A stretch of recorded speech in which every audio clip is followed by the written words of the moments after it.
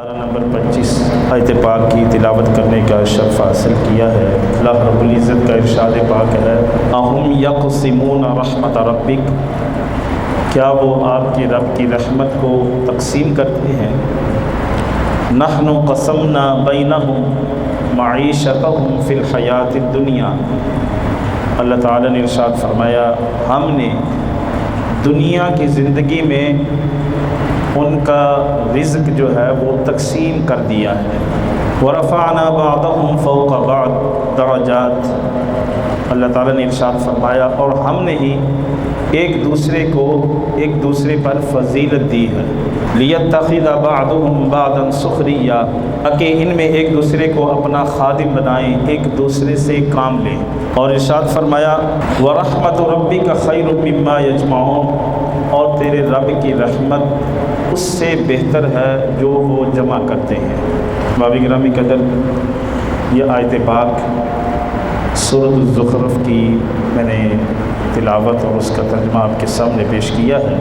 آج کا جو موضوع ہے وہ ہے 1 مئی جب آتی ہے تو ہم مزدور ڈے، لیبر ڈے مناتے ہیں، اور اس موقع پر آپ کے علم میں ہے کہ ملک پاکستان میں چھٹی بھی ہوتی ہے، لیکن مزدور وہی کام کر رہا ہوتا ہے جس کے نام پر چھٹی ہو رہی ہوتی ہے۔ وہ اپنے مزدوری میں اپنے پیٹ پالنے کے لیے، اپنے بچوں کا پیٹ پالنے کے لیے وہ اپنی اسی طرح تگ و دو میں مصروف ہوتا ہے۔ اس کو یہ تو خبر ہوتی ہے کہ آج چھٹی تو ہے، پتہ نہیں مجھے مزدوری ملے گی کہ نہیں ملے گی۔ آئیے قرآن پاک کی اس آیت سے جو میں نے آپ کے سامنے پیش کی ہے، 2 نکات اللہ تعالیٰ نے اس میں ذکر فرمائے ہیں جو اس آیت پاک سے سمجھ آتے ہیں کہ اللہ تعالیٰ نے فرمایا کیا تم اپنے رب کی رحمت کو تقسیم کرتے ہو، اور فرمایا کہ نحن قسمنا بینہم معیشتہم فی الحیاۃ الدنیا، یہ روزی جو ہے نا، معیشت ہم نے تمہارے درمیان تقسیم کر دی ہے۔ اور ارشاد فرمایا ورفعنا بعضهم فوق بعض درجات، اور ہم نے ہی تم میں سے ایک دوسرے کو فضیلت دی ہے۔ اس آیت پاک سے 2 باتیں سمجھ آتی ہیں۔ ایک پہلا نقطہ جو مفسرین کرام نے بیان کیا وہ یہ ہے کہ یہ رزق کی تقسیم اللہ تعالیٰ نے فرمائی ہے بندوں کے درمیان، اور ایک دوسرے کو جو فضیلت دی ہے وہ بھی اللہ تعالیٰ نے دی ہے۔ اس میں کسی بندے کا کوئی کمال، کوئی تگ و دو نہیں ہے۔ اگر کوئی امیر ہے یا غریب ہے، یا آجر ہے یا اجیر ہے، یا حاکم ہے یا محکوم ہے، سب کو اللہ تعالیٰ نے اپنی مرضی سے یہ عہدے عطا فرمائے ہیں۔ تو ایک آجر ہے یعنی اجرت دینے والا، جس کے ہاں مزدور کام کرتا ہے، وہ یہ نہ سمجھے کہ میں اب یہ میرا کمال ہے، اس میں میری تگ و دو ہے۔ رزق کی تقسیم اللہ تعالیٰ نے خود فرمائی ہے۔ ہمارے علماء فرماتے ہیں کہ کبھی وہ اس چیز کو سامنے رکھ کر غرور اور تکبر نہ کریں، اور جو مزدور ہے وہ کبھی یہ نہ سوچے اور احساس کم تری کا شکار نہ ہو کہ میں تو مزدور بن گیا ہوں۔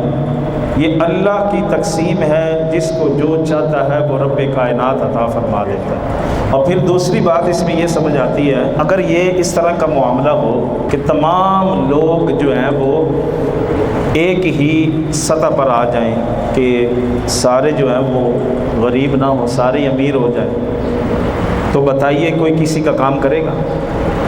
ہر بندہ ہی کہے گا میں امیر ہوں، میں کیوں تمہارا کام کروں؟ کس لیے اللہ تعالیٰ نے بندوں کے درمیان تقسیم رکھی رزق کی، درجات کی؟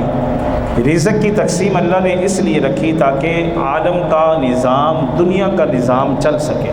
اگر ہر بندے کو اللہ تعالیٰ اس کو وافر رزق دے دیتا اور اس معاملے میں سب برابر ہوتے، تو پھر یاد رکھیے کہ کوئی بندہ کسی کا کام کرنے کے لیے تیار نہ ہوتا۔ بڑے بڑے کارخانے، بڑے بڑے فیکٹریاں اور بڑے بڑے ادارے جو قائم ہوتے ہیں، ان میں مشینری بھی موجود ہوتی ہے، کروڑوں اربوں کا سامان بھی پڑا ہوتا ہے، لیکن بتائیے اگر وہاں مزدور مزدوری نہ کرے، کارکن اپنے رکن جو ہے اپنے ادارے کے اندر کام نہ کرے، تو وہ بہت بڑی فیکٹری جس پہ اربوں پیسہ لگایا گیا ہے، کروڑوں پیسہ لگایا گیا ہے، وہ فیکٹری یوں ہی سمجھیے کہ جس طرح ایک پیسے تو بڑے ہیں، اربوں روپیہ لگا ہوا ہے، لیکن اس کی اوقات، اس کی وقت کچھ بھی نہیں رہے گی سوائے اس کے کہ یہ جناب ایک کھنڈرات کا سما پیدا ہو رہا ہوگا کہ یہاں کام کرنے والا ہی کوئی نہیں ہے، مشینری ہے۔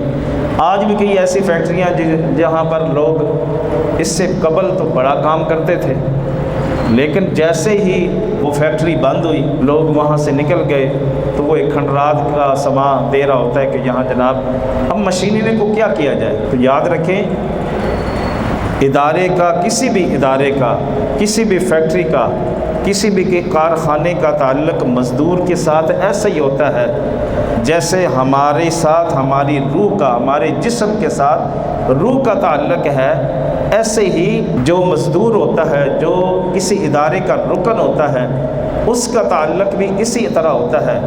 اگر روح ہمارے جسم سے نکل جائے تو کتنا مضبوط جسم کیوں نہ ہو، کیا وہ کسی کام کرے گا؟ کسی کام کا نہیں ہوگا۔ وہ اتنا ہٹا کٹا بندہ، اب اس کو کہیں کہ کچھ کر کے دکھائے، کچھ نہیں کر سکتا۔ تو اسی طرح کوئی بھی ادارہ ہے، کوئی بھی فیکٹری ہے، کوئی بھی کارخانہ ہے، اگر مزدور مزدوری نہ کرے تو وہ کس کام کے ہے؟ اس لیے اللہ تعالیٰ نے یہ رزق کی جو تقسیم فرمائی ہے سب میں ایک جیسی نہیں ہے، تاکہ لوگ ایک دوسرے کے کام آئیں۔